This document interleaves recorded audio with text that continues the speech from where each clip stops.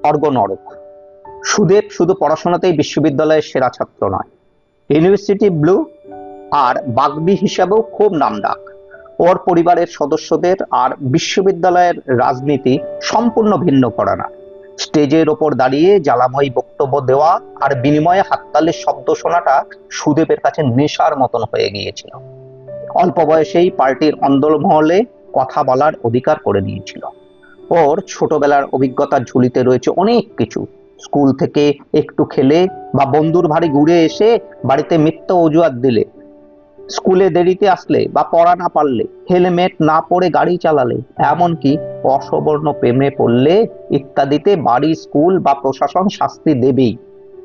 ইদানিং পুকুর বা জলাজমি বুঝিয়ে ফ্ল্যাট করা, স্কুল কলেজে অসৎ উপায়ে ভর্তি করিয়ে টাকা নেওয়া, ধর্ষণ, খুন, হাসপাতালগুলোর দুরবস্থা, নার্সিং হোমগুলোর দৌরাত্ম্য, ব্যবসায়ীদের কাছ থেকে টাকা নেওয়া, অসৎ ব্যবসায়ীদের মদত দেওয়া, অযোগ্য বা সমাজবিরোধী লোকেদের নেতৃত্বে আনা ইত্যাদি যেন পক্ষপাতিত্বের ছন্দের গল্প। নীতিবাগী সুদেব একদিন অসহ্য হয়ে পার্টি অফিসে বিরোধিতার দামামা বাজিয়ে ঘরে ফিরল। বাবা সব কথা শুনে বললেন, মহাভারতের স্বর্গারোহণের পর্বের একটা অংশ শোন। যুধিষ্ঠিরও প্রয়োজনে অর্ধ সত্য বলেছিলেন এবং মায়া নরক দেখার কষ্ট পেয়েছিলেন। তিনি দুর্যোধন, কর্ণ ইত্যাদিদের স্বর্গে দেখে ক্ষুব্ধ হয়েছিলেন। যমরাজ যুধিষ্ঠিরকে বুঝিয়েছিলেন যে তাদের বীরত্ব ও কর্তব্যপরায়ণতা প্রভৃতি সৎ কাজের ফলস্বরূপ ওরা প্রথমে স্বর্গে স্থান পেয়েছিলেন। কুরুক্ষেত্র ভূমিকে ধর্মক্ষেত্র বলা হয়েছে।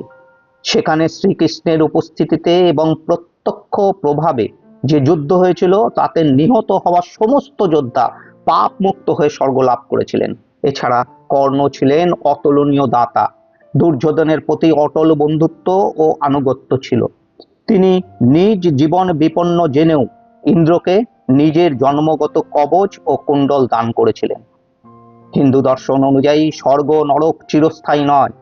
সনাতন নিয়ম অনুযায়ী তাদের জীবনের ভয়ঙ্কর পাপের পরিমাণ বেশি থাকার জন্য স্বর্গভোগের পর নির্দিষ্ট সময় তাদের নরক যন্ত্রণা ভোগ করতে হয়েছিল। আমরা আজ আর ধর্মক্ষেত্র খুঁজে পাচ্ছি না, তবু বিশ্বাস রাখ, অসৎ মানুষদের আপাত স্বর্গসুখ নিমিত্ত মাত্র, নরকের যন্ত্রণা ভোগ তো করতে হবেই। সুদেব চেয়ার ছেড়ে উঠে বিড়বিড় করে বিশ্বাসে মিলাই বস্তু তর্কে বহুদূর বলতে বলতে ঘর থেকে বেরিয়ে গেল।